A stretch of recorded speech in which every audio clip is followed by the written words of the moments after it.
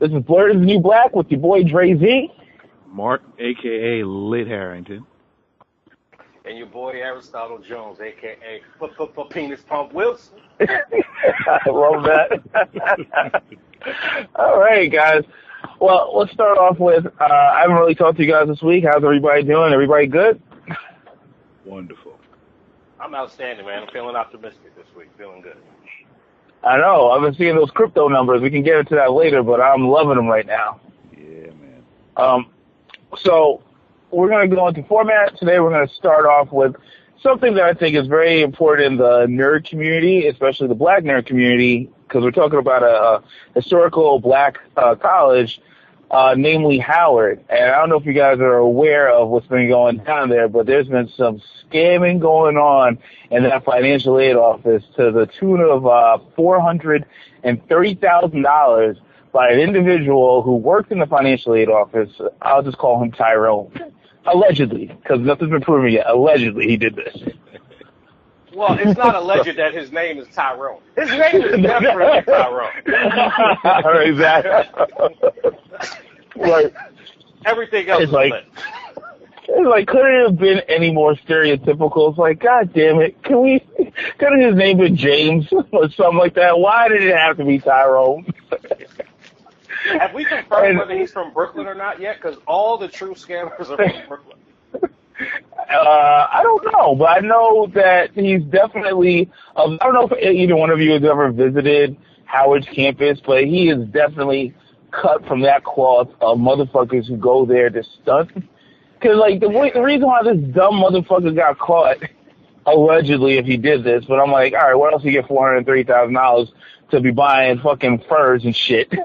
It's because he had to stunt on the gram for everybody to show people he was, quote unquote, doing it. And it's like, I don't get it. I don't get it. Of course you get it. Hold on. Of course you damn get it. You know what? How can you not get it? You know what he is? My personal opinion, he's basically the dude that lives in the projects with the brand new Escalade. All right, fair enough. Well, with that, I'm not going to say that because this is somebody who was 2-3 months away from being a lawyer. So he's stupid, right? We can't argue that. It was definitely not the smartest choice. But I will say that if this podcast had a fund and it was $430,000 in it, and you guys gave me a right, are you kidding me? I would have a bird and I would no longer call you Dre Z nor Lit Harrington. You niggas would be peasants. I'm sorry. I understand why he was walking around with a dead bear on his neck. You know, scammers work too. He really is walking around with a bear on his neck too. You know, the crazy thing is this dude was top of his class. He wasn't like some bum motherfucker who came. Like, he was like one of the smartest dudes in his class, and he still thought this was a good idea. Wait a minute. Like, yo. But see, when shit like that happens, it makes me start thinking everything's a scam. Like, who's this nigga buying his grades from now? Like, everything about him is fake. Everything's fake. Like, if you... But to be fair, though, to him, is no one's really talking about the employees. I think there was like 4 employees who stole, like around $1 million. I'm like, yo, again, every time I see shit like this, I'm like, why the fuck did I go? Well, actually, not why did I go to college? Why did I not work in a college so I could take advantage of these benefits? Because it seems like everyone's scamming and nobody cares. Listen, I don't know how much I'm allowed to say no statute of limitations, but I've taken plenty of trips, okay? I was a student government, though, but most everything I did was taken care of. You know what I'm saying? Like, I didn't pay for food. I didn't pay for room and board. I didn't pay for none of those trips. I didn't pay for anything. You know what I'm saying? So I wasn't getting a check for $50,000. I wish. Yeah, that's the tripped out thing. Like, when you see the checks dude was getting, I'm like, all right. You guys know this. Like, I work in taxes, and I have a very consistent relationship talking with the IRS.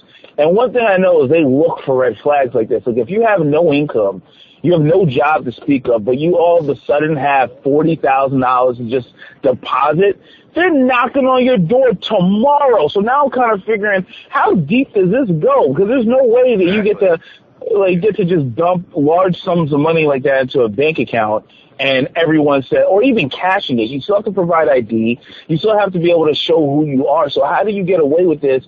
And everybody says, nah, we'll just let that one go? Nah, something sounds real fishy with that shit. Well, it is. Oh, you got it, bro. Yeah, it's just like when I look at, it's good to make fun of him and we joke about it, but then you start thinking about, all right, everyone's mad at him because there's students who are struggling, who are homeless, who can't afford tuition. If you can't afford tuition, they tell you to leave. Like, I didn't go to a private college, so I didn't really see this type of thing when I was going to school. I went to SUNY's and I went to UConn, so everything for me, state schools all the time, didn't have to see this, but other people talking about this is the norm on all these private campuses where they're charging people $50,000 to $65,000 a year, and they're tight at this dude. But I'm like, you should be tight at the fact that you're paying $50,000 to $65,000 a year for a piece of fucking paper. This is just wrong all around. I ain't mad at him. He shot his shot. Yeah, you're not wrong, but I mean, and again, administrators do shit like this, and they just kind of skim a little bit off the top, but. Again, they don't get caught. And this motherfucker took a good portion of that shit. So, yeah, she still got a right to be mad at him, in my opinion. Yeah, but I always say it like this, right? If he didn't take that, I mean, it's wrong. It's stealing. Well, I don't even know if it's stealing because, again, there has to be some legitimate. I'm going to go on the record and say it's not morally wrong to me, but continue, Drake. You don't have to straddle that line. I hear you straddle. But it's wrong. But is it wrong to me? It's wrong that they put him in that situation. Well, the only reason why I'm conflicted, because again, like I said, I'm on the phone at least 2 to 3 times a week with an IRS agent on the behalf of a client, and they don't let I had a situation where I had this person who was in their 90s get issued a friggin' arrest warrant because she was over $2,000 in back taxes owed. They paid attention to that. 93 years old. This woman hasn't worked in 20 years, but they figured out, wait, she owes us 2 G's. Somebody's got to go to jail. Send out the warrant. So this is what I'm saying. If he's getting checks of $30,000, $40,000, $50,000, they will know someone's coming knocking on your door. Whoa, what's going on? So that's what I'm like. What's your what? My thing is, it depends on who you are, because Wesley Snipes can go to Africa and make movies for 3 fucking years, and IRS is just like, okay, well, just, check your calendar and just, check in a couple of days where you think you can serve some time for us, okay? All right. Well, maybe, the 31st of February, maybe that weekend, maybe I'll come down there and serve a couple of days. Okay. See, that shit worked for Lindsay Lohan. See, all you got to do is just become an actor. That's all. Again, well, yeah, because Wesley Snipes did that time. He definitely went inside for that. Same thing with poor Lauryn Hill. Lauryn Hill was one of the saddest things I ever saw because Shorty went to court with the money. She's like, look, I know I messed up. I should have paid you guys. Here is the money. And they're like, oh, cool, thank you. And bailiff, can you get those hands behind her back, please, and escort her to her new accommodations? Because we're going to need about a year of her time, even after she paid. So, yeah, that was a rough one to watch. Because, yeah, there's all kinds of other motherfuckers who get away with, dirty shit like that. But, again, that's I have a different perspective because of what I do for work. So, when I look at this dude getting in trouble, I'm like, wait a minute, if what he did was criminal, he wouldn't be around to be able to tell. There would have been indictments. People would have been handing out all right, this person's in trouble, and he's part of this whole thing, or he would have gotten some kind of deal. You would have heard about that. So now I'm kind of wondering is I get why people are mad, but again, I think the focus should be on, all right, yes, he was able to have access to all this shit, but again, ain't y'all mad that you pay him $50,000 a year to go to school? That's what I'd be upset about. All right, fine, he got his 439. I mean, chalk that up to the game. Sometimes shit happens, whatever. But I'm more upset about the fact that you got people that can't afford housing, can't afford anything, but you... Exactly. This motherfucker decides to just buy all his damn clothes and jewelry just so he can take fucking album cover pictures. There's one where it looked like fucking LeBron James and Urkel had a goddamn kid. You see, this is exactly why. And I know we all, because as soon as it hit Twitter, everybody was making fun of this dude. He becomes the face of the situation, not the administrators that signed off on it. He can't. He doesn't. You guys say he has access, but someone above him had to sign for that. So he didn't do anything wrong. He did it because he's not the one in charge of those funds. Whomever gave him a signature is. He did nothing wrong. If I go to my job and I say, hey, listen, you know what? I know you niggas paid me this, but today is triple date, nigga. Pay up. And they decide to drop the deposit in my, I don't know, I just made something up. And they decide to go ahead and drop that in my account. They're not going to call me later and say, oh, you knew you wasn't supposed to make that. Hey, you better talk to Randy over there. You know what I mean?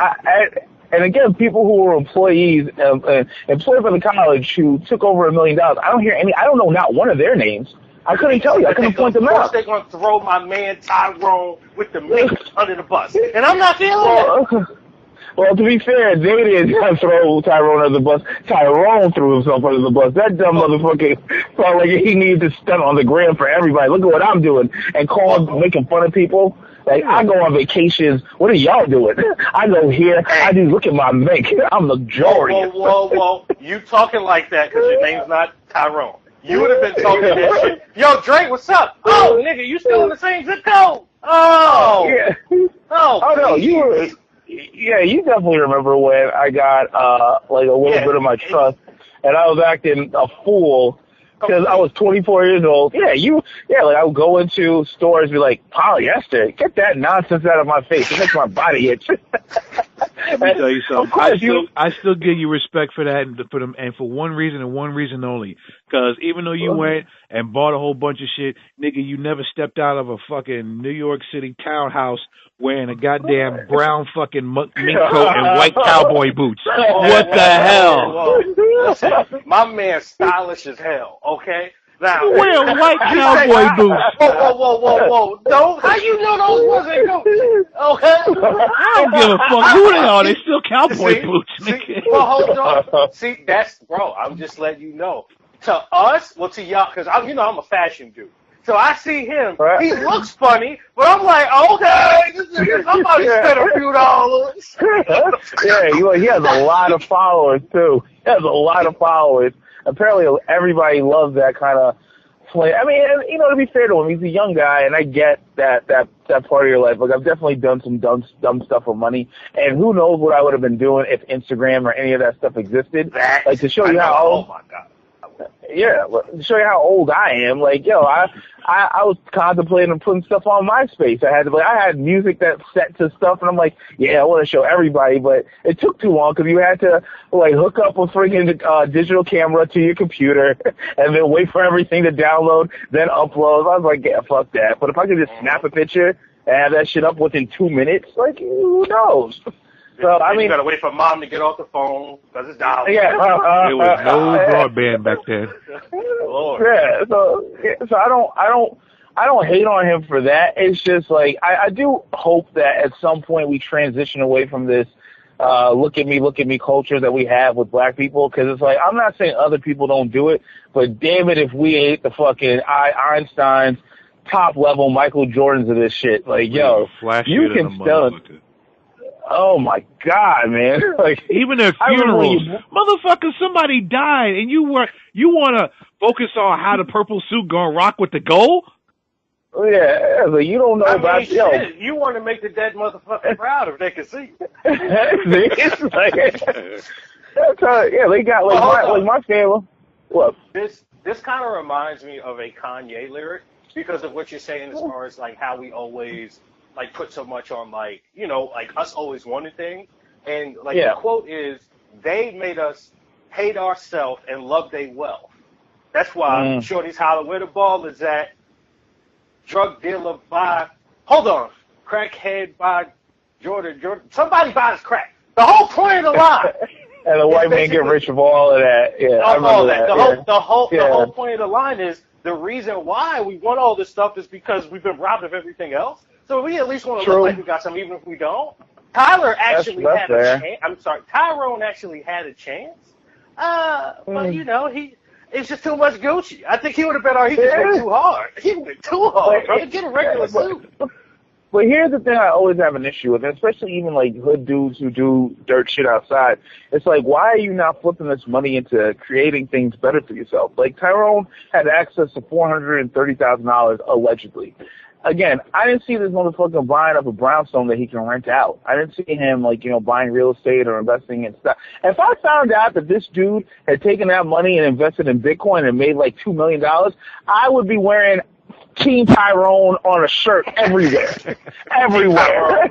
You have every baby mama in the city ready to crush you out. Oh, you fucking Tyrone? Like, oh, yeah, absolutely. Not that Tyrone, man. Tell him that I said. Tyrone, I done fucked up, baby. And that's the hardest part to deal with is when it's someone who's well educated. Because again, when I read up on this dude, he was number one in his class. Like he wasn't some dumb dude who didn't know better, like who can't understand finances, but he still felt the need to stunt. And I always wonder for who, because I don't. Like, yo, I was contemplating that when I bought I just bought a car, and I was like, yo, I had all these thoughts in my head when I knew I was going to get another car. Like, I want this, I want that. Like, certain flashy shit. Then it just dawned on me, who the fuck is this for? I already got a woman. Whoa. You're not on a college campus. I don't want to hear that shit. If you was on a college campus every day, are you kidding me? What? Now you don't care because you park outside the front house. You know what I'm saying? Nobody. You get the same girl, everything's cool. But when you pull up at the cafeteria and you hop out with all that fur and those bunny boots. He's right. I work at a college campus. He's absolutely right. Yeah, that's real. You know what? I retract my previous statement. You're absolutely right, sir. That's good. That's the only time to stunt. It's just bad when you see these dudes, you know what I'm saying, like 30 plus, like us, trying to stunt now, and it's like, nah, nigga, we're doing that. But I finally got the money now. It's like, no. That's real. That's real. Because, when I had a little bit of money in my 20s, it's like, yo, you go to VI, like, it's a completely different attitude, how people treat you, how women treat you. I don't know if Tyrone's into women, but if he is, it's like, I don't want to speculate, but I'm saying, I don't want to speculate, but I just tell you go to VIP with a couple of, like, blue diamond earrings, and you able to buy a couple of bottles of Moet, girls start looking at you. So what do you do? Like, what do you do? They talk to you. You don't do anything. Yeah, exactly. So you're absolutely right. When you're young, and it's just an easier way for you to kind of control your reality like that. No, I agree. I just guess I had a little bit more hope for somebody who was in law school pursuing a career. A respectable career, not some dumb. I guess I can't even make fun of dumb dudes on the corner because apparently everybody will do it if they get the chance. Our president is full of shit, bro. Everybody's capable of the fuckery. Everybody. Yeah. Except Obama. They ain't catch this nigga nothing yet. Besides him, everybody else is doing some shit. Like, which is kind of part of it. By the way, with this story, they also said that this issue with funding with financial aid has been happening since 2009, before Tyrone was on the fucking campus. So it's really not his fault. It's much bigger than him. But since he's that's in the Range Rover that he said he got, which we all know is a lie. But yeah, man, it's just, you could tell as always, they're going to make him the face of it, and we don't know the other officials that are really having a problem. They're just gonna put him out there. Even he's like suing the school, by the way. Yes, he should because of defamation of character. Exactly. But if there's no charges. But even like you looking at how administrators are paid, like one of my exes works for the School of Visual Arts, and she was telling me like the dude who's like president of the school makes $2 million or something crazy, like wild crazy, $2 million a year as an administrator at a college. Why the fuck is your services worth $2 million? You don't bring in profits, you don't create anything, you're just there. And you get a $2 million. Students how to steal $500,000 to get a Range Rover. I'm like, what the hell? You go to college and get the big refund? Oh, yeah, kid. Nobody taught that. That was just innate skill. God bless him, because I would have never. Yo, look, I have no problem with people going out there getting the bag as long as it doesn't hurt other people. I think that's the thing that people got really fucked up on this. They acted as if him getting this was hurting other students. And like I said, even if you took all the money that he got and you gave it to every one of the students. I think like the enrollment at Howard right now is like around 10,000 enrolled students. If you took that fucking money right now and you gave it to every kid on the campus, you're talking about $40 and change. So nothing in your life would have changed if this guy didn't get it. What you should be mad about is why are you give me a justification as to why my education costs about $200,000 by the time I'm out of here. Like, tell me why. Give me the market value. No, what? You know why? It's the same thing as like buying a Toyota versus buying a Lexus. You pay name for the recognition. name. You pay for the name. That's why dudes make $2 million. Any other college, he'd be making, like Joe's fucking college, he'd be making like $150,000. But at Howard University, because it's Howard University, you can get $2 million. That's crazy to me. I mean, I think there's truth to what you're saying, but it's like when you do a comparative market analysis, Howard University is not even in the top 100 colleges in the country. I don't even I know it's like the number one HBCU, but again, nothing against HBCUs. I understand the historic nature and why they're necessary and why they're there. But you can't expect yeah, you know the dude, I was coming. Listen, I love it. I appreciate it. I value it. But come on, nigga, for real. Well, that's the point. Because people you'll pay. Because you'll hear that argument. Like, people have no problem paying $50,000 a year to go to Harvard or Princeton because it's fucking Harvard or Princeton. It's like, there's no comparison. I'm sorry. Harvard produces people like Bill Gates and fucking like Mark Zuckerberg. Oh, we could get on that other thing. The Facebook Congress shit has been hilarious. But but yeah, you produce people like that. They produce like over 20 presidents coming out of that school. You know what we get out of Howard? Howard, we get Puff. We get Michael Anderson from Blackish. Anthony Anderson from Blackish. We get who else from Howard? Oh, Ray J was at Howard? All right, we get Ray J. Hell no, nigga. That's what I'm saying. There's nobody I can take off. Like, people were like, oh, well, Martin Luther King. No, Martin Luther King, I don't even think he didn't go to Howard. He went to, Hillman. I know. Yeah, he went to where? He say Hillman. What a real I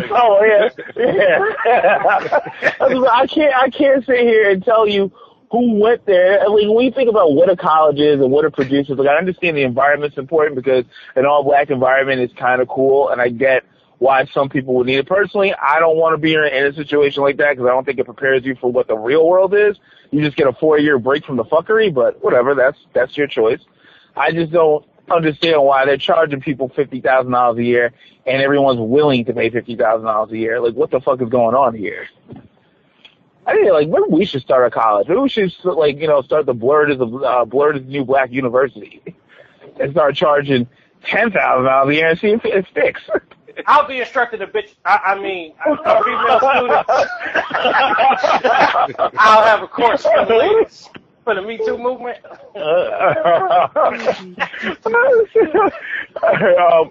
All right, so let's move on to this guy. Sorry. Let me tell Chuck. Sorry, Aristotle said something crazy like that. Sorry, man. It just throws me off, man. Like, come on. All right, let's move on to the next topic. Mark, you want to talk about the Black Panther box office numbers? Yeah, apparently it's topped just over $1.3 billion, and it's pretty much now topped Titanic as the number 3 highest grossing movie of all fucking time. Wow. So much for black people can't carry a movie. Yeah. However, ain't top Grand Theft Auto, nigga. Go ahead. What you say? However? No, I was going to say, going back to a debate that the three of us had last episode about which movie was going to make more, Black Panther or Infinity War. Yeah. And the excuse me, The pre-sales ticket pre-sales for Avengers: Infinity War has pretty much eclipsed the last 7 Marvel movies combined. Well, here's the thing. I don't doubt that it's going to do mega numbers. Don't get me wrong. It's like the only thing is you didn't have the same kind of tie-in, cultural tie-in, like True. you did with Black Panther. I'll give you the cultural tie-in all day. Absolutely. Because there's people who, like my mom, who don't fuck with movies. Like my mom, I know you guys know my parents like are Christian, but my parents are Pentecostal, and they don't believe in going into movies. It's part of the religion because you can't control what you see, so they don't want to be in the presence of anything that might have sex in it or any like crazy profanity, so they don't mess with movies at all. Because like the argument is like you can watch these things on TV because you can change the channel at any time, so you're not like forced to watch it. Even they want to see Black Panther. Like, that should say a lot. Like, people who don't fuck with movies at all want to go. Church groups want to go see this movie or want to go see this movie. So it's like, yeah, you pulled in demographics. I think, like, the Infinity Wars, you're just going to be pulling in the same demographic of people that will be watching it anyway. I don't think there's going to be any new moviegoers who are going to be watching this. I think probably the numbers are going to be really... Why is that? Why is that? Here's the thing. Just from what you said, actually, there's going to be a good number of people. It's not going to be a huge number, but it's going to be, I think, noticeable of people that that just got into this just for Black Panther, and they realize, oh wow, this is all part of some big. All right, well, let me go give it a shot. You know what I mean? So maybe, I don't know, man. I think there'll be people who will show up because of T'Challa and Okoye, like characters from the Black Panther movie. Like, there'll be a carryover, but I don't think you're going to get people who had no interest in comic book movies before who are going to suddenly watch it because the one thing I really appreciated about Black Panther, and hindsight being 2020, is you gave people something to be proud of and love beyond just a movie. Like, there were so many cultural tie-ins into that movie. In the episode that we lost, I'll say it again.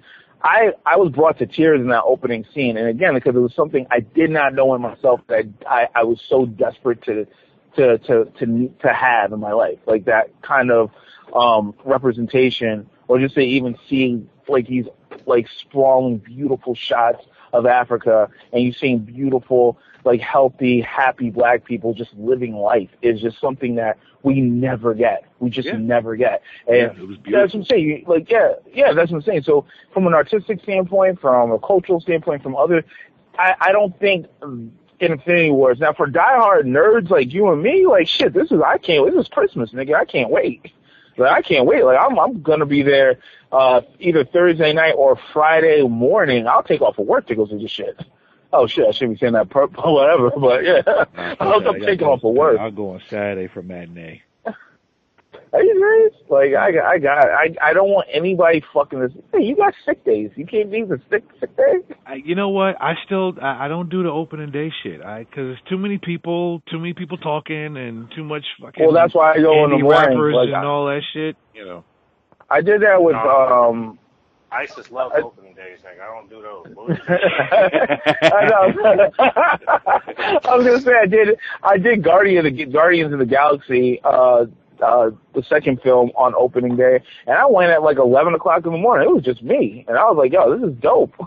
I was like, yo, it was just me by myself at 11 o'clock in the morning, and I was happy to see it because I don't want spoilers. I don't want anybody messing this up for me, and I want to be able to enjoy this shit without, like, again, love my girl to death, but she doesn't watch any of this stuff, so I need to be like, who's that? What do they do? Who's that? Really? I got my wife into on Wikipedia before we got here. I got my wife into it. She likes it. I mean, she's got into it. Okay. Yeah. I mean, before Black Panther, but she's all in now. That's cool, man. Like, no, my girl is not. She doesn't like violence. I think because she did a lot of community work in Brownsville, which we know is like crazy hood. So when she started seeing like actual dead bodies like on a weekly basis going to work, she was like, I can't watch anything with violence anymore. She just can't do it. Like, nothing with violence. Like, even if it's lasers instead of bullets, she's like, nah, I just can't see bodies sprawled out and all that. Like, it just doesn't work for her. I get the same way, bro. I don't watch anything that's not comedy based, bro. I don't. Really? I don't. Yeah, I don't do drama. Yeah, like that movie everybody was talking about on Netflix. I think it was like 7 Seconds or something like that. The one with Shorty who does the voices for the Boondocks. What's her name? The one who does the voices for Huey. Yeah, thank you. Yeah, that movie that's on there. Everybody's talking about. And you see the premise of the movie is some cop who fucking kills some black kid on a bike and they're trying to cover it up. I'm like, why do I want to watch this? Like, real life is real. Outside.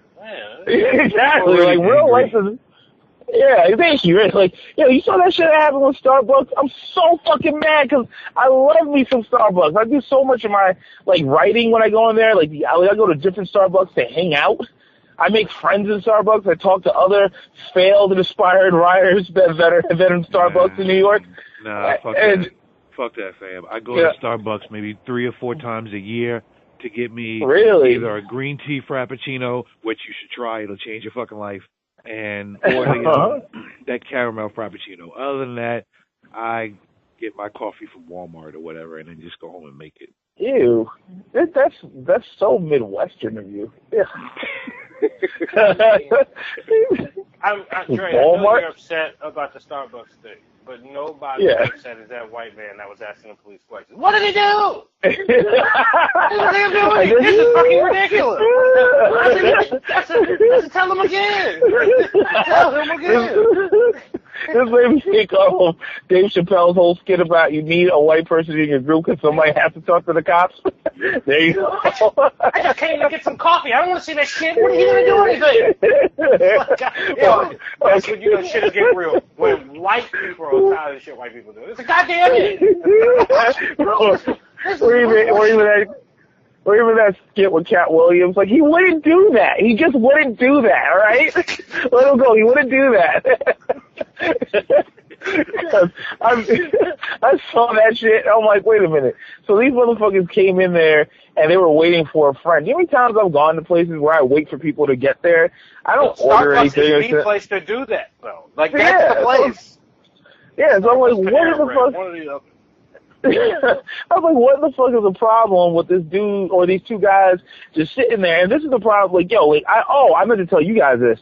So I was at my parents' house yesterday, and I mean, for those who listen to the show, like, my 2 friends here used to live next door to me. That's how we met each other. And that house is up. Yeah, these like all these years it deserves something. But they were doing an open house yesterday to sell. So I mean. I don't know if I'm allowed to. Oh, whoever cares. Like, the 4 people who listen to this don't give a shit. So apparently the house got foreclosed on because the guy who had bought the place from you guys also bought the house next door. Not us, but Randy's house. They bought that house too. So they couldn't meet the mortgage payment. So the houses got foreclosed on. So the guy who bought it up, and I'm mad that I didn't get wind of this because the guy who bought it up bought it for $196, and if anybody who knows New York real estate, especially Westchester County, to get a house, I don't care if it's a 1-bedroom shack for $196,000, it's fucking amazing. And this is I think your house was like a 3-2 or something like that, like 3 bedrooms, 2 bathrooms or something like that. So he's putting it on the market for $330.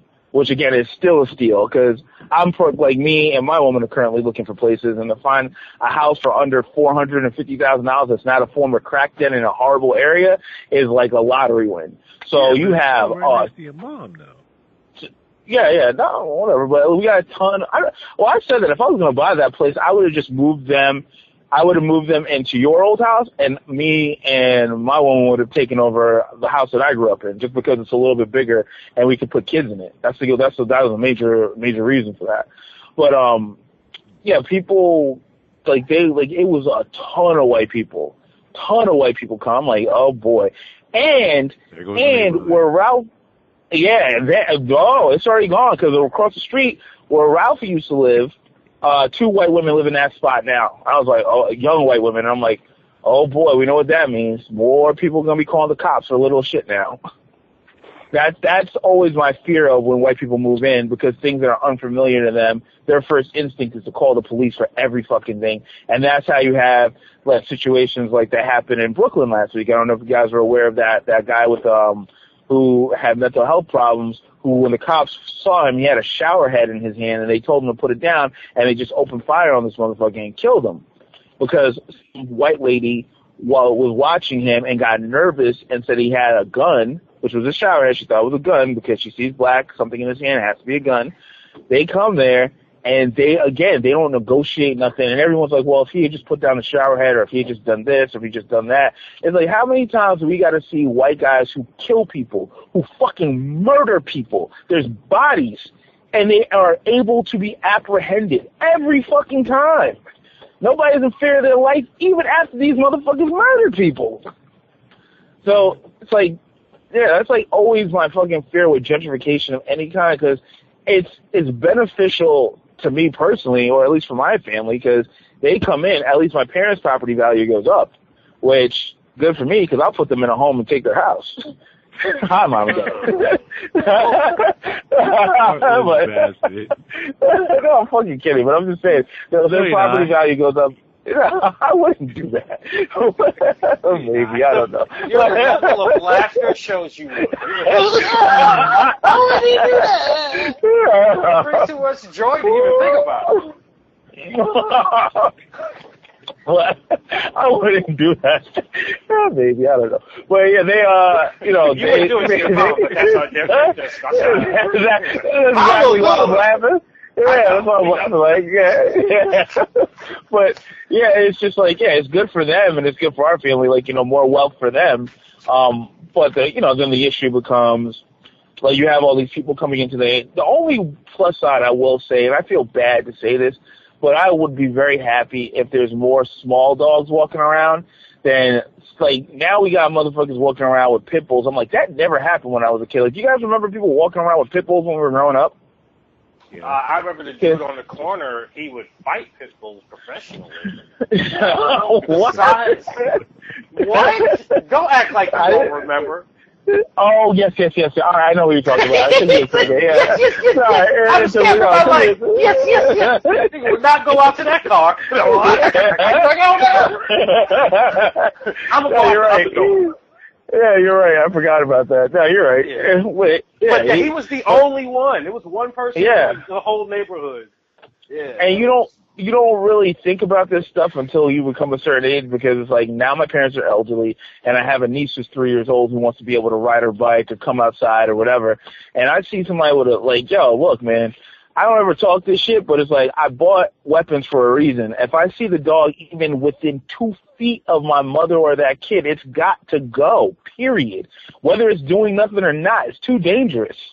Yeah, so I'm praying for everybody on the block. Well, the great thing about, actually, you know what? When last time I went to the range? I've been in the range for like a year. You make a See? point. You out here trying to go. Practice on the nigga. Try if you want to. I'm just saying, when it comes to stuff like that, I'm like, yo, man, that's not, because, like, again, like, you got, like, when you guys start having more small kids in your family, there's something, like, I think Jim Brewer said it, and I never realized it. It's like, even if it's not your own kid, like, if it's a niece or a nephew or even a cousin, whatever, someone who's, like, bonded to you by blood, the innate nature to kill comes out of nowhere. It's like, it's something that you never think about. It's like, I dare a motherfucker to come near my loved ones. Like, things that you never felt before. Because, like, when I see other people's kids walking around, I don't care if dogs are around them. It's like, I hope their parents are around. Good luck to you. I hope the dogs are okay with some of these little niggas out here. Right? Little animals out here. Yeah, but then you just, like, you think differently when it's the other way around. You just, like, you're looking for threats. Like, who's fucking around? Who's doing this? Who's doing that? So, and you think, damn, nigga, chill. She's just on the swing playing. Yeah. I wish a motherfucker would. Dude, she's enjoying herself. She's laughing. What are you thinking about? I know. It's hard. That's the pit bull thing. If it was any other dog, like, you know what I mean? Like, would you be nervous around, like a bunch of, Yeah, but pumpkins. If there was a bunch of pumpkins running around, for those of you guys who don't know, my dear friends, like they were raised with a what was a Pomeranian. Right. All right, watch that dog, okay? All right. Well, man, watch that dog. Even though that dog was vicious, anybody get near your mother though. Dear Jesus, those teeth would show. And that's the very reason why I wouldn't want that damn thing near a kid. Pomeranians are assholes. Listen, fair enough. The way I see it, it's you could look at the dog and tell a lot about the owner. So it's not necessarily the pit bull I'm worried about. I'm worried about the nigga that's living close that thinks having a pit bull is a good idea. That's a problem. Good point. That's a good point. Yeah, and walking around with it with a chain on. Not a leash, but walking around with a damn chain on. I'm like, where do you think you at? It didn't even work for DMX. Why are you doing it? Yeah. Oh, but... that's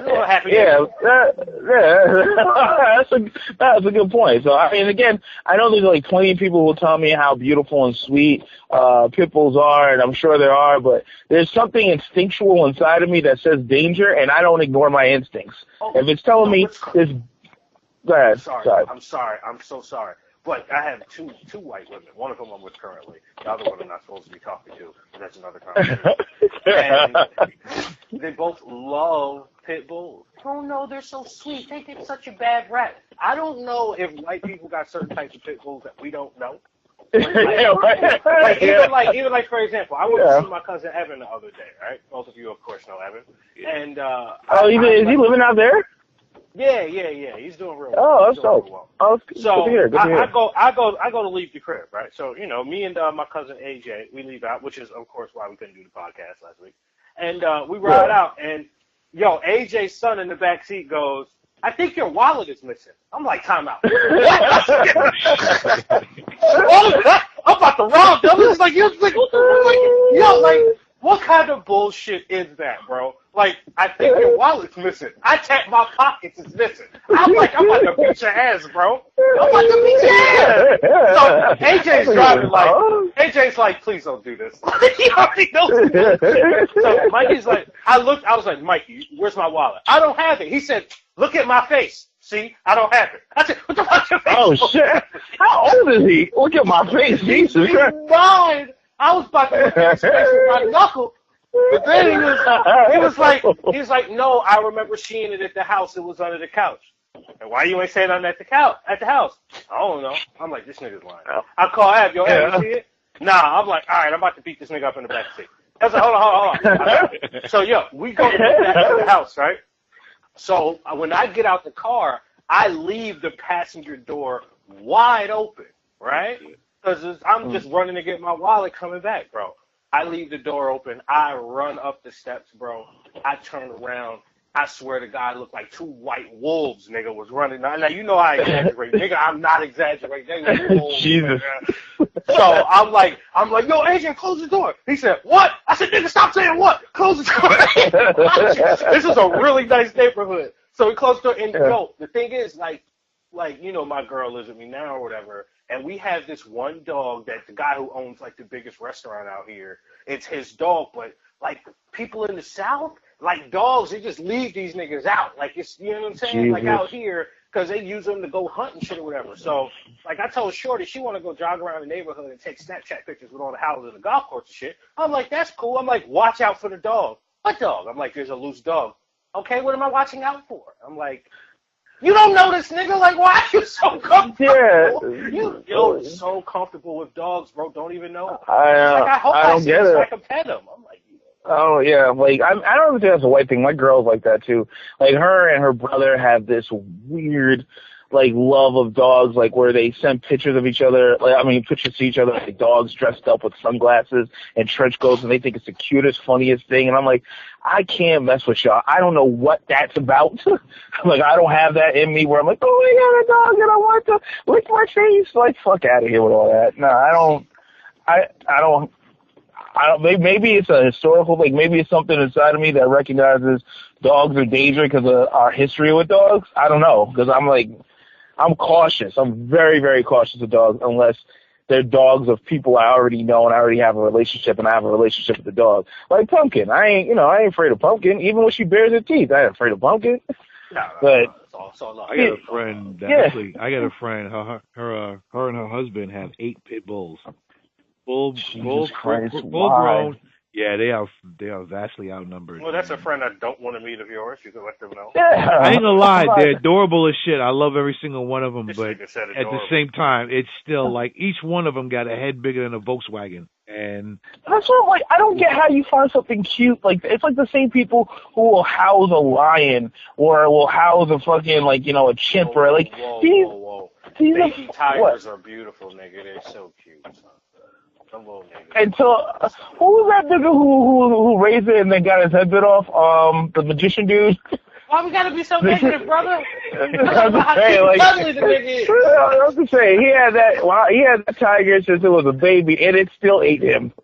So that shows you where his loyalty's at. Fuck out of here. Here's the funny thing. You know who owned tigers? I'm sorry, go ahead. Who? Oh, Mike Tyson? Yeah, exactly. He owned, I ain't hear not one story of any of them biting him. Yeah, I don't. Well, give it time, because again, that other dude had tigers for like 20 years, and it just said, I don't fuck with anything that could legitimately eat me. Fuck out of here. No thanks. I feel like there's something instinctual that tells you this is good, this is bad, and there is something inside of me that says anything with the, like you said, the head, the side wagon, should not be something I fucking play around with as like a friend. No, you wouldn't do that. Would you get a pet crocodile? That sounds crazy, right? Like you can't even have a conversation with the crocodile. You'd be like, crocodile, I'm having a good day. You're like, because I'm letting you have a good day. I could hate your ass. He's in control the entire time. Like, you got to thank this nigga for every day. You know what I'm saying? But what I will say is the complete human race is trash. Okay, I had this conversation with my girl as well. We're sitting there watching TV. It's one of these shows where some niggas is dying all the time. Oh, it's a show called Flick PD, right? The police department for Flint. Okay. You know what I'm saying? Okay. So them niggas like be sweating the whole episode. They be using cups on their forehead to catch the sweat and drinking because it's cleaner than the water. All right, that's not what happens. But the point of the story is. But the point of the story is, niggas was dying the entire episode. She's glued to the TV. They show a dog that died. She couldn't watch. Her stomach was sick. I said, yo, this is what's wrong with the human race. You niggas can watch niggas get killed all day long. You see one dog lose a leg, you about to call every damn body of power complete. Well, I don't. Look, man, I don't want to be racist on this point, but, like, do you think it's people or white people? Because I dated a girl like that who did rescue, like, her house was like a rescue house for, like, animals, cats, dogs, whatever she could find. She opened up her house to that. Incidentally, she has a pit bull, too. And she's a Republican, hardcore. I thought it was weird that she was even willing to fuck with me. But she was a cool person. I was like, you know, at the time, she was cute. I don't give a fuck what her political affiliations were. She was good looking, so that was all that mattered. She had a house full of dogs. The point is, exactly. but like the same thing where it'd be like, you know, people need to pull themselves up by the bootstraps. Like, it doesn't matter. It's like, you know, a shooting happens. Like, that kid shouldn't have done this. Like, she'd be the type of person. Well, what if he did this? She's like one of those white people who would always be like, well, if you complied, maybe you wouldn't, like, you know, maybe people wouldn't have problems with the cops. But you know, anything with a dog or any animal, you have to stop everything you're doing. Like, this is the kind of person, if they had $1 billion, they would donate it to dogs instead of starving kids. That's the attitude.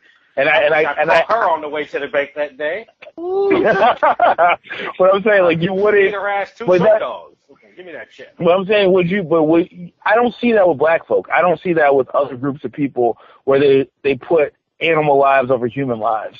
Well, you gotta realize, man, other races have had animals as pets for generations, bro. We were the pets not too long ago. So that concept to us feels very, very different. You know what I'm saying? I guess, for white people, that's their new nigga, right? They can't have that nigga that's sitting out there. So they gotta have somebody. They're used to having that type of control. And we know they put a leash on their kids. We know this. Yeah, so I would put a leash. You think I want to put a leash on my children? You ain't running out to no street. Yo, again, little kids, it's weird. Like, early. It's called the condom. until that shit don't work, nigga. Like, trust me, I've been down that road before. It's called Six Flags. But before we forget, because I don't want to lose this one, I forgot which one of y'all sent the Harvey Weinstein article, but it was fucking hilarious, and I thank you for bringing that into my life. That was just... So maybe you'd like to talk about what happened there? Yeah, my man H-Dub, Harvey Weinstein, he pretty much was utilizing a type of erectile dysfunction medication that he used a needle, put it into his beef or penis, whatever you want to say, and that's what he would use, and it would get him right to last through the night. That's pretty so much crazy. I think it's great.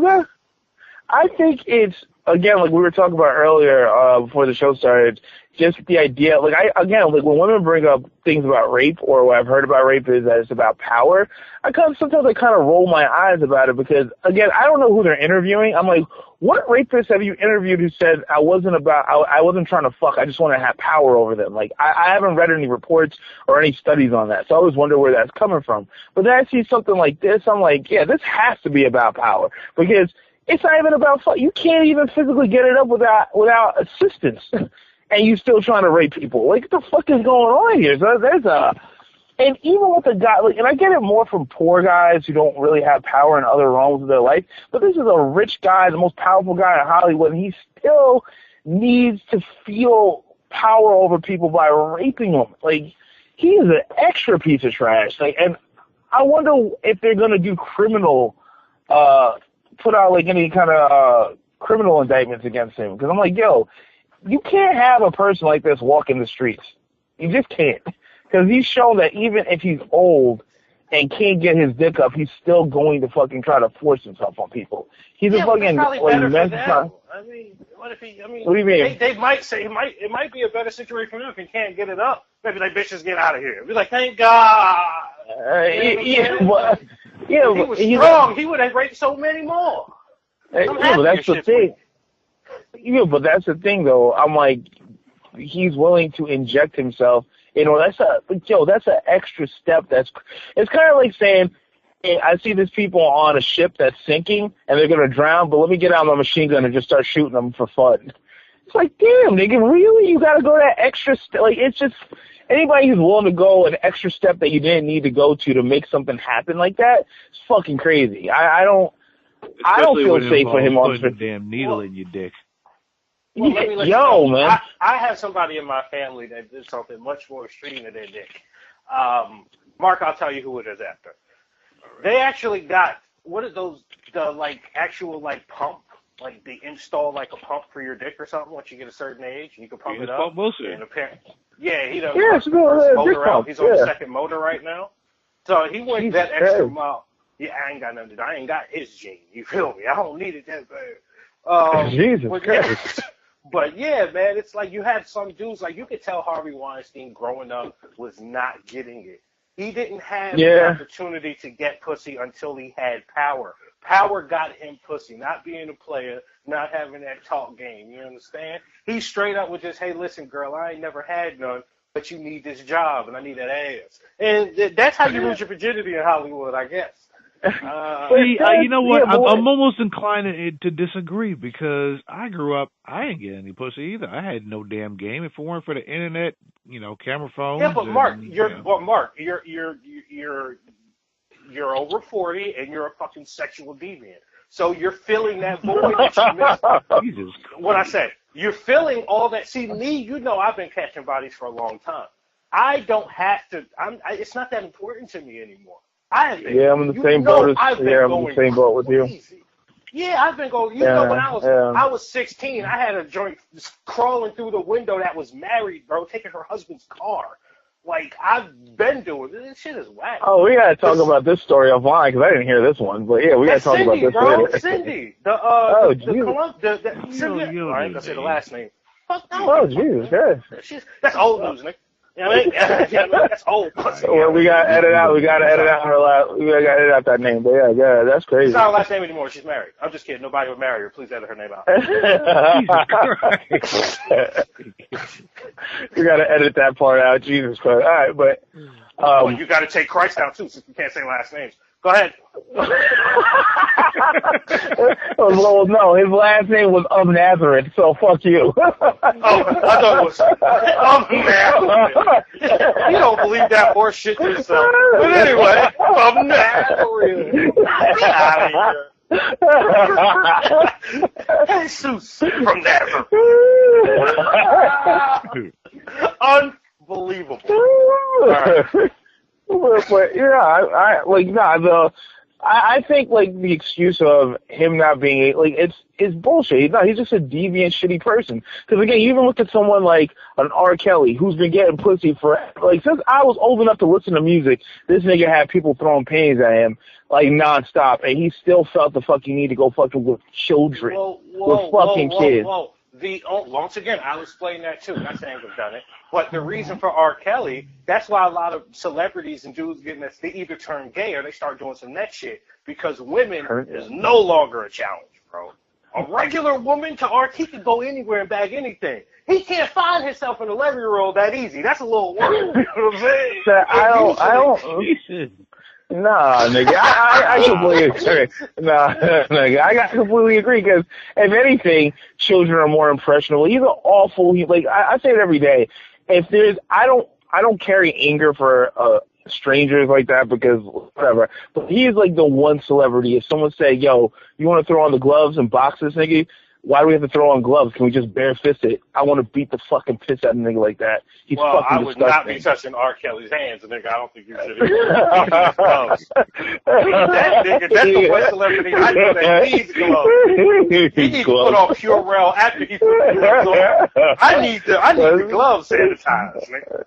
Well, he's a gross human being, fam. Like I just like every time I think about that whole situation, he's awful. But yeah, like the Harvey Weinstein thing, I just think it's a guy who, I agree. Like it probably was born of I didn't get the attention I wanted to when I was a kid, and then you have great looking women that everybody wants to fuck who are willing to fuck you, and then you start going extra miles with this shit. Like, I'm gonna hold jobs over people's heads. And then again, he's fucking raping people. Like, that's the thing. Like, the part, you know, the funny thing, I don't even think it's the job thing is bad because for me, the way I look at it is that Hollywood is a transactional place. People aren't doing shit for free. I'm sorry. When it happens, there are people willing to murder entire villages for $500,000. So it's not beyond the scope of understanding or belief. That seems pretty inexpensive. Yeah, exactly, yeah. That's what I'm saying. That's a group. I'm just saying. Well, I mean, say if you go to any like third world country, like you read up on like cartels or people in like Colombia, Mexico, like when you find out how much a hit is to like, you know, to carry out orders of death, it ain't a lot of money at all, fam. You get people.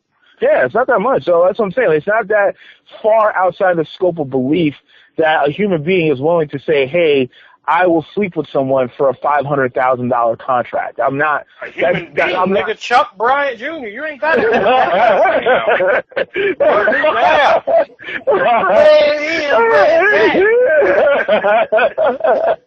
And that's what I'm saying. So like people saying like, oh, it's gross that he held this over people's heads. I'm like, look, man, there's far more important things to worry about than people being put in compromising situations over a $500,000, $1 million, $5 million contract. I just don't feel bad for them. My empathy or my energy goes towards people who are friggin' working at Walmart and trying to fuck for or being coerced into having sex for an extra shift so they can fucking meet their bills and eat.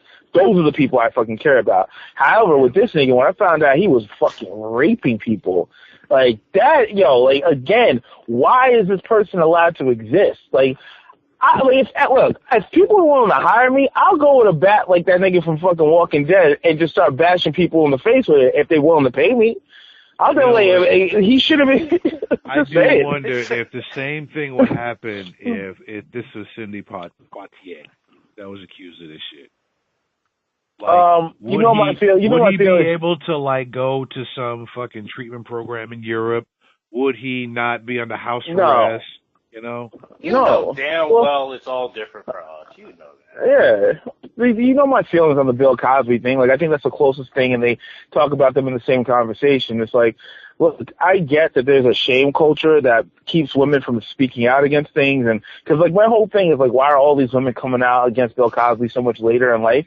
But then when you see his fucking cascade of victims, and you notice that there's a large majority of them that are fucking white, and he was supposedly doing this shit as early as the 60s, I cannot believe that. I live in this I've been black for too long to believe that a fucking black man is going around serial raping white people, and nobody says nothing.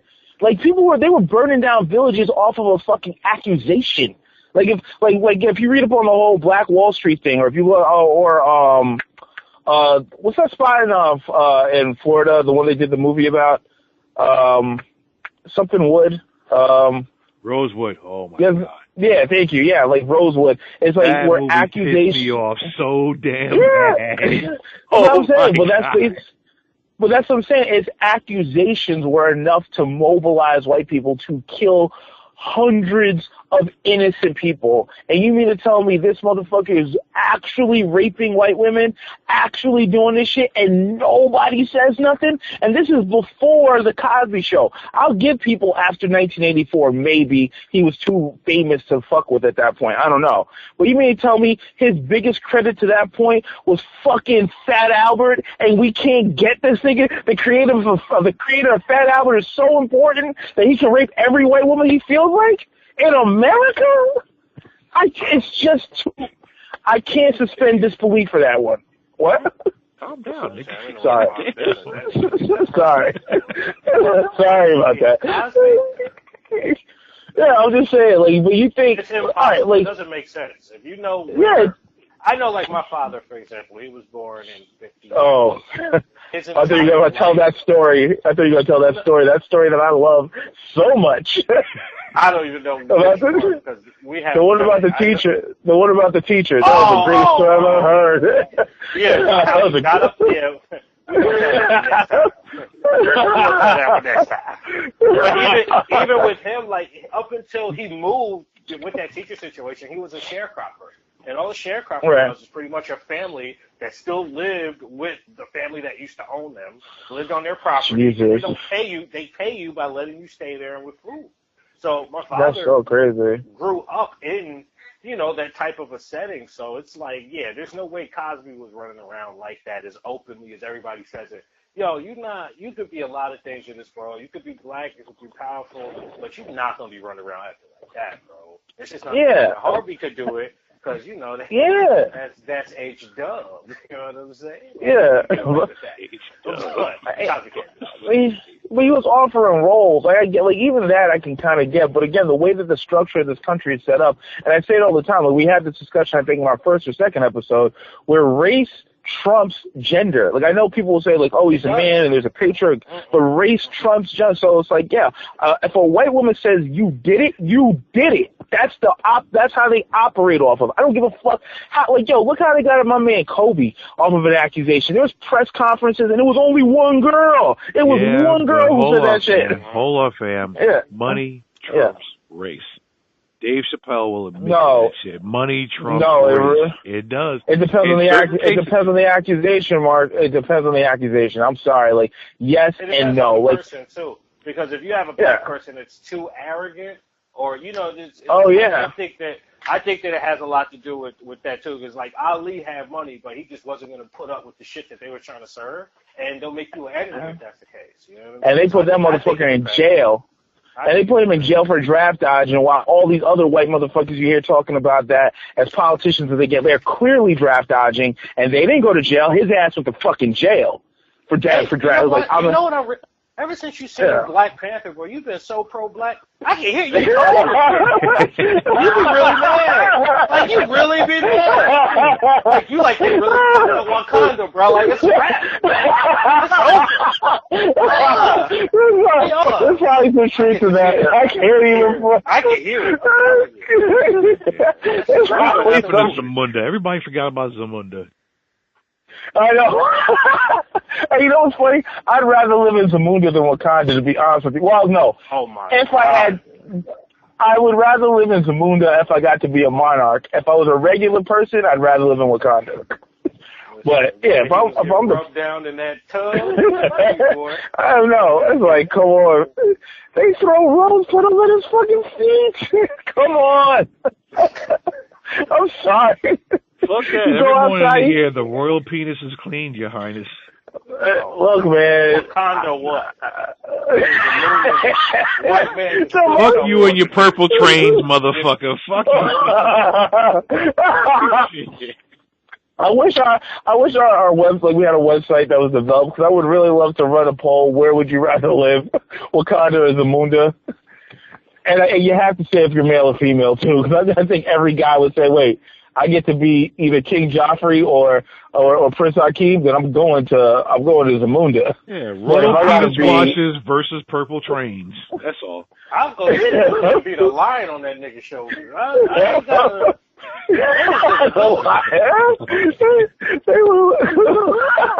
a lion on his shoulders. You're right. That was a great. You remember they opened up a McDowell's as a pop-up store? I was so pissed off that nobody said it. Yeah, I was like, you motherfuckers have the nerve to be posting this and nobody to organize the lunch. We couldn't go there together.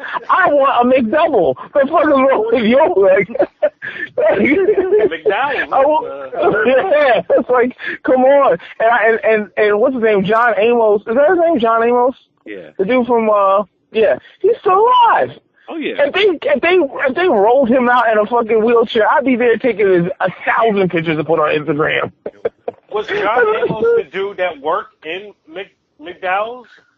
He's the owner. He was the father. He was the owner of the place. Oh, that's the black dude you talking about. Yeah, they was all black. Come to America, they was all black except for Louis. He was balding then. Yeah.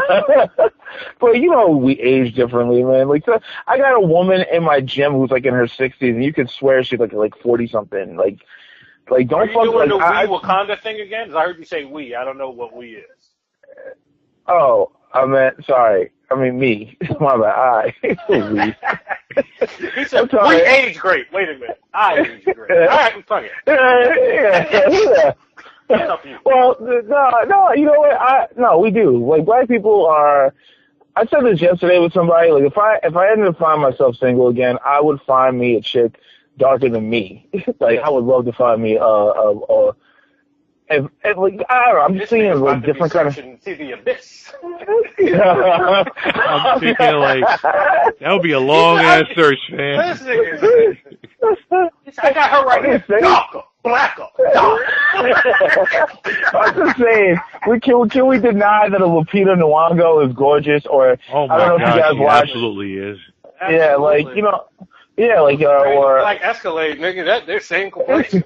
Well, what's her face from? Or like, you look at Naomi Campbell, like I'm like, I didn't really she was a gorgeous ass. Like, why don't we have more of that? Like, I think beautiful black people exist, but we've been like raised with this kind of anti-blackness within our culture where we only focus on certain things and we make fun of it. And I get it, like we can joke around because like I consider you guys family and it's whatever, but I'm just saying, like the larger point of it all, if you look in every other culture, every culture has some kind of degree of anti-blackness that stems from colonialism that makes everyone hate everything that's furthest away from white, and everything close to white is beloved. It's like, again, like, if you look at anybody who's close to white, they're beautiful. But if you are further away from white, you're exotic if you're good looking. There's all these caveats and all the same. Facts tonight, fellas. I mean, really. I'm just saying, like, all I'm saying is, nigga, we grew up with certain things that, like, I'm looking at now, I couldn't even admit it myself. It's just like, I didn't pay, well, I mean, there's multiple reasons why I didn't date a lot of black girls growing up, but even as, like, an adult, yeah, no, I mean, even with them, though, even the shitty girls that, like, were around our neighborhoods or that, like, were just awful, had awful personalities, there's a lot of things going on there that create that. They didn't become these people in a vacuum. There's a lot of other mitigating circumstances. I mean, don't get me wrong. I'm not anybody's fucking therapist. I'm not trying to fix anybody. Fuck all that shit. I'll be a daddy for the night, but I ain't no therapist. Exactly. A lot of that. You got to play into that. That's real, fam. I mean, you're not wrong at all. You're absolutely not wrong. That's like, I think that's like one of the biggest issues. That a lot of these girls don't have a father growing up. They don't understand what love looks like. They're looking for someone to grow up, like to take care of them, like their children. Like there's so many like caveats and things that are just like wrong there. And also like not having a man around to make them feel protected turns them a lot more masculine than they would be without that shit. Like if they had like a father that was around to be like, hey, it's okay to like relax. Like it's crazy when I think about all the girls I knew growing up who would get into fucking fist fights, and they were almost always black or Latino chicks, mostly black chicks who were willing to get into fucking fist fights. I think it has a lot to do with where people are located. Because, like, for example, true. I was in a relationship with this girl in North Carolina, probably the best relationship at the time. Moved to New York. Her aunt stayed in Harlem, so she's like, "I'll just stay in Harlem, and you can stay in Westchester." I'm like, "All right, cool." Yeah. Next time I saw her, hey, baby, suck, Nick. God damn, you being in New York, bro, for like a year or two, it made her so hard, bro. And I actually had a conversation with her recently, and she's like, "How do I become soft again?" I'm like, "I don't know. I gave up. I got me away. I said, I can't do that shit. I can't." And I mean, like, I've thought about this too, like, why I gravitated towards a lot of white girls. Like, I mean, and I don't want to, like, not say there aren't some, like, amazing, like, beautiful white women that were just, like, really good to me, loved me, and all that good stuff. But I just think also being white in this country, you don't have the same kind of fucking chips on your shoulder. You don't have the same kind of obstacles. So you're a lot more free to just, like, you know, just to be. Like, I just like think back to girls like when I was growing up, like a lot of these chicks I was dating, like that lived like in Armand, Pleasant, like all these like, you know, ritzy white areas, they would just run up to you and hug you. They would just like get like, "Oh my God, I haven't seen you in a long time," and everything's high pitched and happy and bouncy. But girls their same age who are like usually black, I mean, like, yo, they almost want to dap me up. Like, yo, what the fuck is this? There's no like, and I get it. There's no like room where they don't feel like they can be soft in that way. Unless it's some nigga who's about to get signed to something, whether it be basketball, rap, or something else. Then they're like, I've never seen them be that soft before. Like, "Oh my God, look at Derek or Dyrell or whatever the fuck his name is." You got a wicked Derek sure is cute today. We're like, what? Wait, Mark, what were you gonna say? No, I was gonna say he got a wicked jump shot. That's why. Yeah, that's so you get a different attitude, and it's like I don't want to do this thing of like black woman bash because again I get it, man. Like when I really think about it and I really observe things, like it's not like they're any different than any other woman. It's how they're treated and what they grow up in. You can't help but have a result that makes you hard in a way that you know. It's really very unique to this country because you go to Canada, everybody's a white girl up there. I don't give a fuck what your race is. Like it's a completely different like. Everybody's sweet, bouncy, jump like everyone's like. That's how it says. Location, bro. It's not even a woman or race thing. It's just American, bro. And it's the influences. You know, it's just like I follow a rapper by the name of Vince Staples, and he was just talking about how you know all they sell black people is trauma. You know, like if you think about your favorite shows, your favorite movies, music, there's always violence. There's always somebody's being somebody's lying. Somebody's cheating. Somebody's being manipulative. Like, facts, nigga, facts. Jesus Christ. So when you get out into your day-to-day life, you're always looking for that because that's all you see. That's all you experience. So that's why I don't play into it. And that's why, like, if you're watching shows like Love and Hip Hop, and the whole show is based around drama, and you actually think that's how life is supposed to be. You know what I'm saying? And then you got a white girl. I mean, I don't know if you guys hear me. I'm clapping for Chuck is out here preaching. I gotta fucking clap, man. Oh my God, real talk, my nigga. Whoa, it's real true. Fucking talk. It's super true, man. That's all they sell is drama, man. That's why I don't like. He was like, "Yo, I just want to see a show where niggas is happy." And you can't think of a show where niggas are happy. You know what I'm saying? It's like we had shows like Martin. Like Martin was great. Wayne's Brothers was great. Like we used living single. We used to have really good, and this is like you can't name a positive black family. Well, Blackish. That's about it though. That's really. They had the Carmichael show, but they pulled that. I don't know why they pulled that. I really like that one. They pulled the hell out of that. It's just Blackish. They're picking up when the Huxtables left off. Yeah, but bro, I don't know if it's that. Is it that good? Blackish is great. I'm biased because that guy is living the life I want to live, and his name's Andre, and he named his kid Andre Jr., so I'm on board. It doesn't take much for you. Bias. Like, it's my life, but besides that... I said it. I'm not denying that. But don't say, I might be biased. Say, nigga, I'm biased. Let me tell you what. You're right. Waste of a mic. You're absolutely right. But they really, I don't know if you guys watch the show, but they really do touch on a lot of cultural things that are very important. Especially the episode they had after Trump was elected. Like, that dude had a really good speech about how black people love this country. Yeah, when he's black people love this country, but it sucks to know that this country don't love us back. And I'm like, yo, that's fucking real as fuck. I say it all the time. Patrice used to say it. Patrice O'Neill used to say it all the time. It is amazing that black people are not insurgents in this country, considering the way that we're treated and how long it's been going on.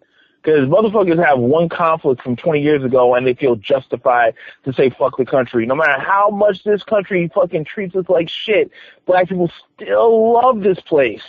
Love this place. This is why me and you butt heads a little bit on Black Panther. Because my thing is, listen, great movie, great concept. I saw it. I love it. But we shouldn't just be happy to see our fucking selves. They owe us way more than that.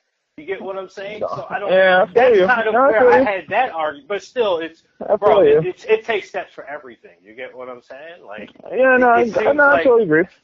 It seems like we're making some steps in the right direction, because I think we're getting to a point where we're starting not to need them as much. I don't think we ever really. I really don't think we do. I think we underestimate ourselves. Like when I think about what makes a community, what makes an economy, all these things. Like black people, we produce the biggest export in this country that people don't think about. Culture. The fucking world fucking imitates every motherfucking thing we do.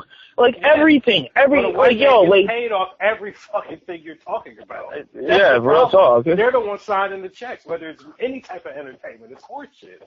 And this is why I feel like we need to support niggas like LeVar Ball. I don't like this nigga. I'm jumping around the room, bro.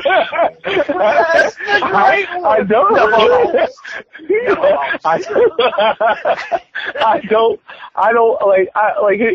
It took me a while to get on board with what he was talking about because the way he came across was very, delivery matters.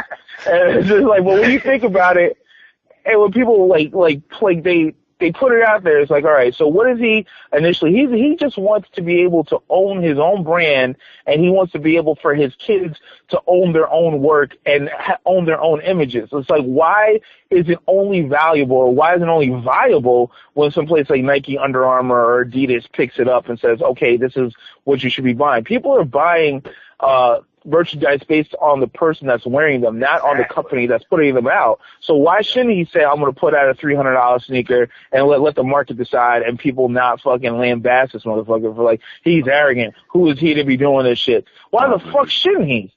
If I show you a Kanye interview from 4 or 5 years Wait, pause, time out. How much is $500 for the sneakers? Yeah. Which sneakers? Holy shit. Whoa. Yeah, it's $495 for the sneakers, okay? Why is that Jesus. Much? Well, hold on. I've bought Margielas, I've bought Balenciagas, I've bought plenty of pairs of sneakers that cost more than that, right? I don't go to the store and ask them, why do they cost that much? That's none of my business. You're right. Either I can afford it or not. So when he goes on ESPN and he's making his run and they say, how much are the shoes? And he says $495, and they say, well, how much did it cost you to make them? Are they going to ask an exec at Nike that if he comes to ESPN? No, you're right. No, that's what. Different. Their respect levels are different.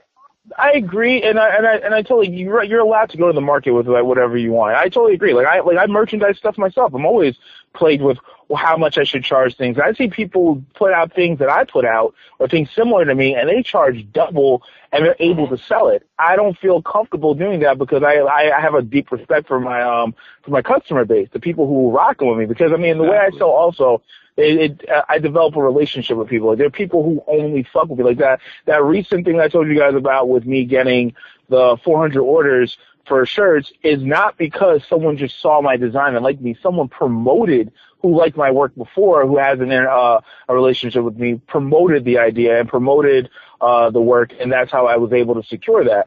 So, when I hear the price, it's not that I don't think he should be pricing it. I just don't know who the fuck are you selling to at that price point. Well, that's crazy. Like, multiple pairs. You have to realize that the same way people support him.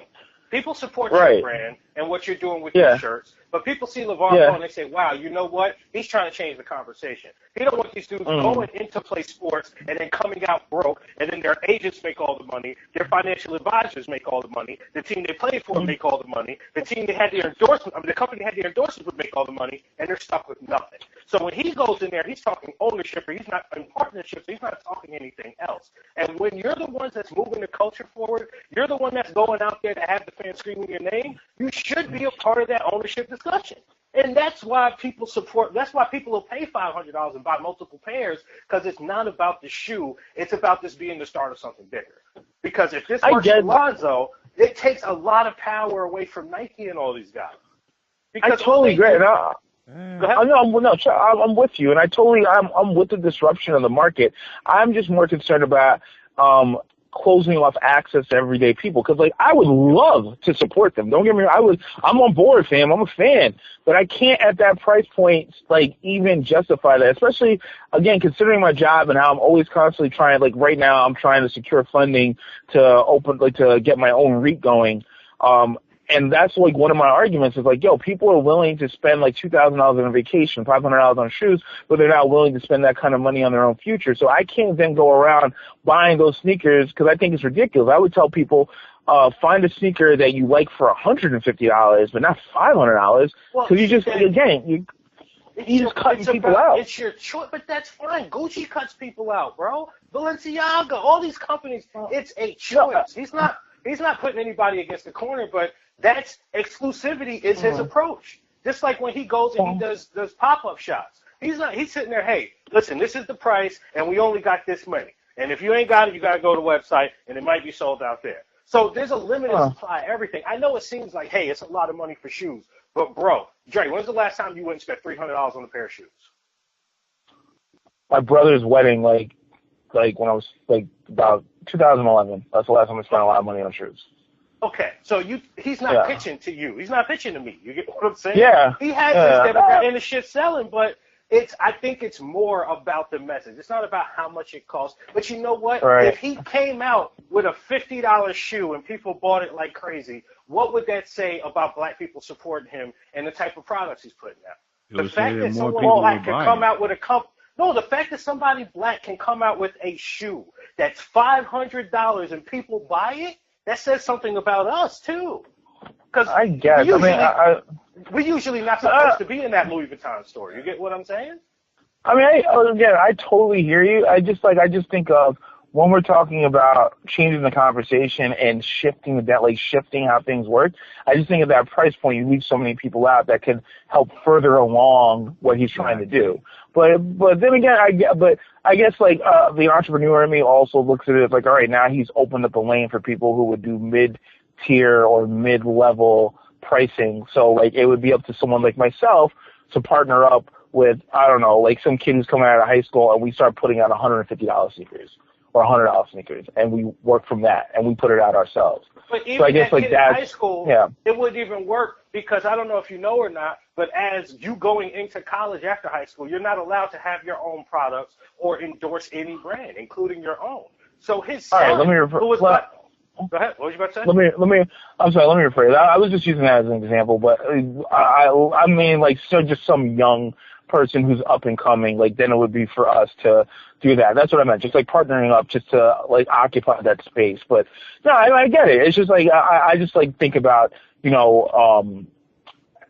occupying more of the space So, and especially doing it quickly so that other brands like Nike or whoever don't try to do the same thing. Like, they'll just start, I think it's going to be similar to what they do with the music deal. Like, they're just going to be offering 360 deals where it's just like, we'll give you more market share, but you're going to be responsible for more of the advertising. Like, we won't be that machine to advertise for you as if we own more of it.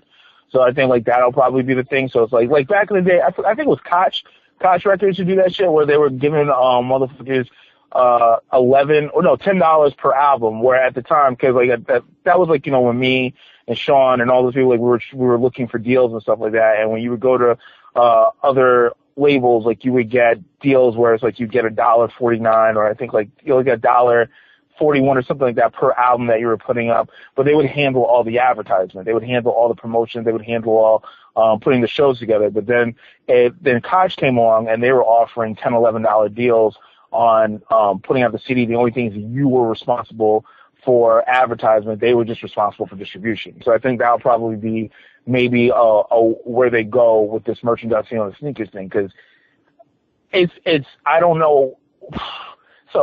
That's a rough price point, that $500. It's really not. It's really not, bro. It's just you guys don't come from.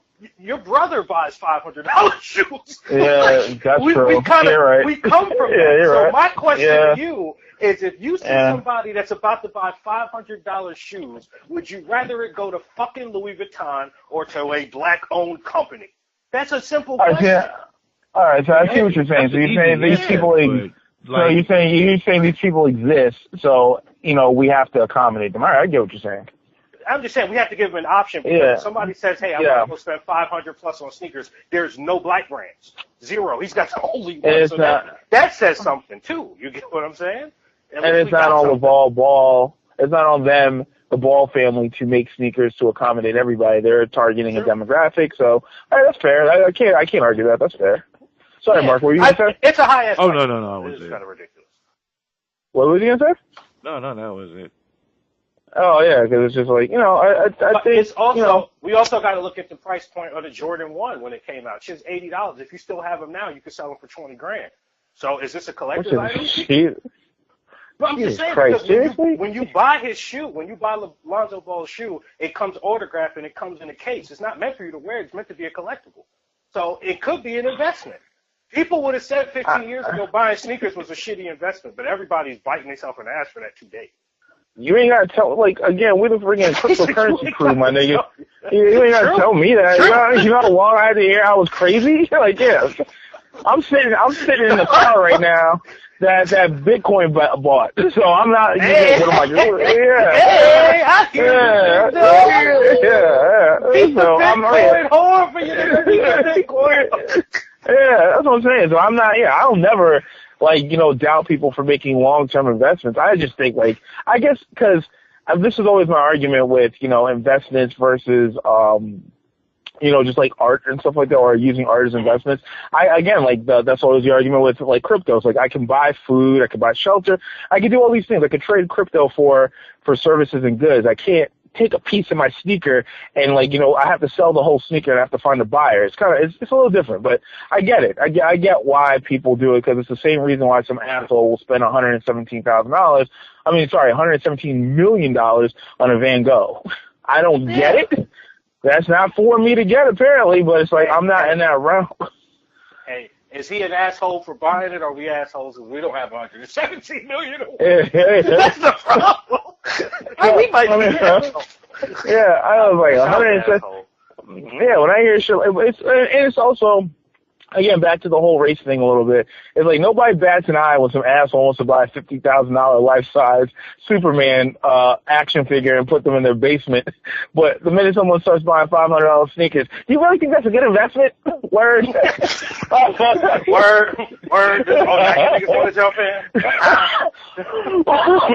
Exactly. It's like, you don't say nothing to that kid who's willing to buy an action figure of Xena from 1994 for $20,000, but I decided to buy me a pair of Jordans for $3,000. Everybody's like, that's a bad investment. So you know what?